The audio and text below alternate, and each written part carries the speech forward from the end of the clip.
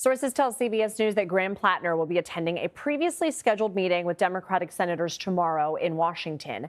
Maine's presumptive Democratic nominee for Senate is embroiled in controversy after the Wall Street Journal reported on sexually explicit text messages he sent to women outside of his marriage. His wife was the one who initially flagged the texts early on to the campaign.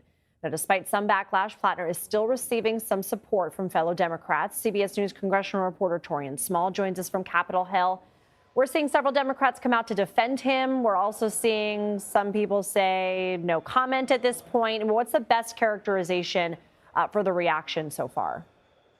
Well, I think, Lindsay, there's just a number of Democrats who understand that this is their best chance to shift the balance of power on the Hill. We saw Senator Bernie Sanders just moments ago say that he's not willing to take back his endorsement of Platner just because he knows that what he stands for goes beyond the headlines that we're seeing recently. Senator Chris Murphy of Connecticut on Face the Nation this weekend said that he believes there's still a clear contrast when it comes to morals between Platner and President Trump. So he believes that he should still stay in this race. Andy Kim of New Jersey, a Democrat there, said that he believes it will be up to voters to decide whether or not this is disqualifying.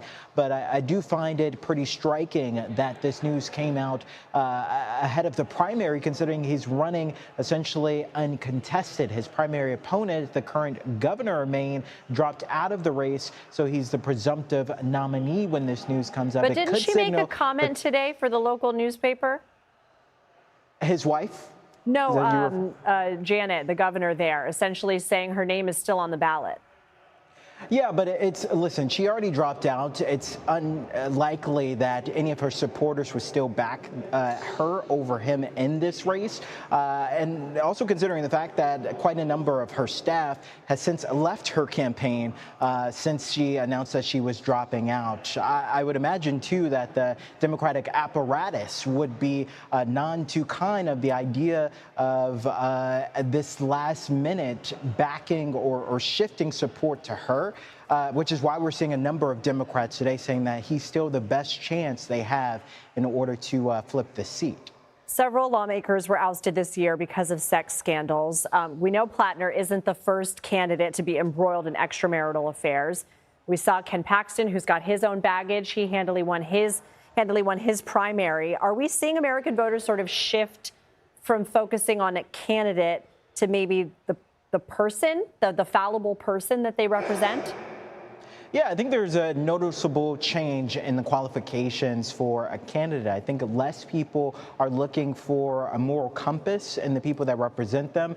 And then on the scale of, I guess, objectionable offenses, it's a spectrum, right? So Platner's wife said that she's looking to move forward with her marriage with him and brushed off these sexting scandals, saying that she wants the media and press to move on beyond that. When it comes to Paxton, he's going through a messy divorce with his wife over extramarital affairs that he was entangled with.